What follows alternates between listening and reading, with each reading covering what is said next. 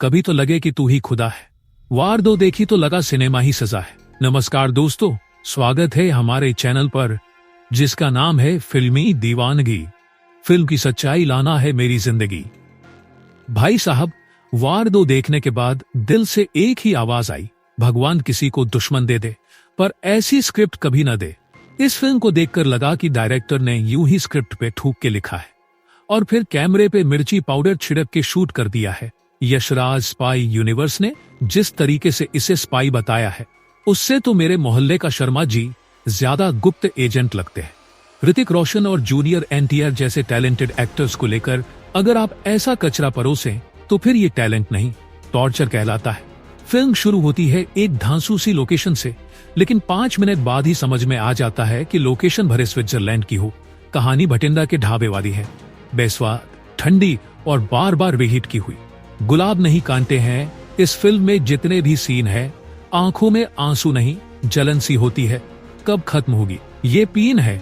ऋतिक का entry scene आता है, एक्शन, म्यूजिक, कैमरा सब कुछ जोरदार, पर बैकग्राउंड में स्क्रिप्ट ऐसे रो रही होती है जैसे स्कूली बच्चे की कॉपी जल गई हो।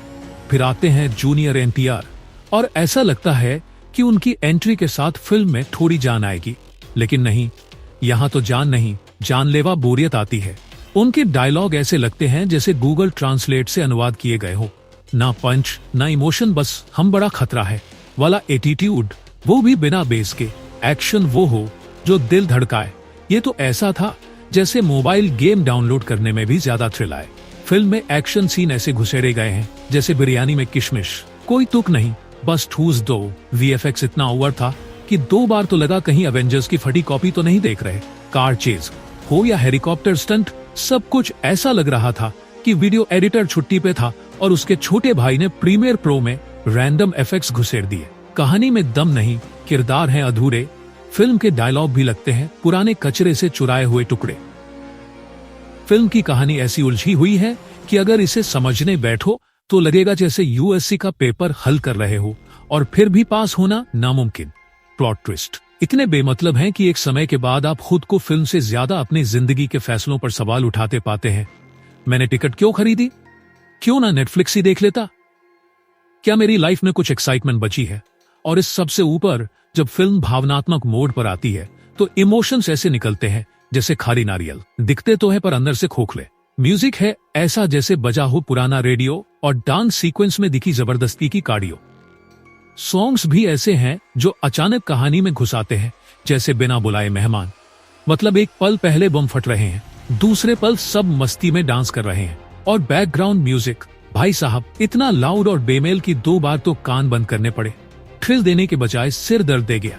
डायरेक्टर की सोच थी मास्टरपीस बनाने की, पर बना दिया मास्टर फेल जिसकी कोई तारीफ भी नहीं पाने की। अयन मुखर्जी को लगा होगा कि बड़े सितारे, बड़े बजट और स्पाई यूनिवर्स का टैग जोड़ दो तो फिल्म अपने आप हिट हो जाएगी।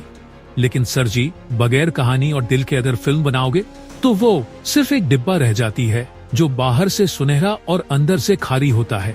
ये फिल्म उसी डिब्बे की तरह है, भारी भरकम पैकेजिंग लेकिन खोला तो निकला नीम चढ़ा करेला, बिल्कुल कहूंगा। तो दोस्तों, अगर आप भी इस फिल्म को देखकर बोले हो भाई क्या देख लिया मैंने, तो नीचे लाइक ठोको। अगर आपको भी लगा कि वार 2 एक टॉर्चर थॉन थी तो कमेंट करो और बताओ कौन सा सीन सबसे बुरा लगा। और अगर आप चाहते हो कि आगे ऐसी फिल्मों से पहले हम ही आपको बचा लें तो सब्सक्राइब मारो, घंटी दबाओ ताकि अगली बार सिनेमा हॉल जाने से पहले 10 बार सोचो।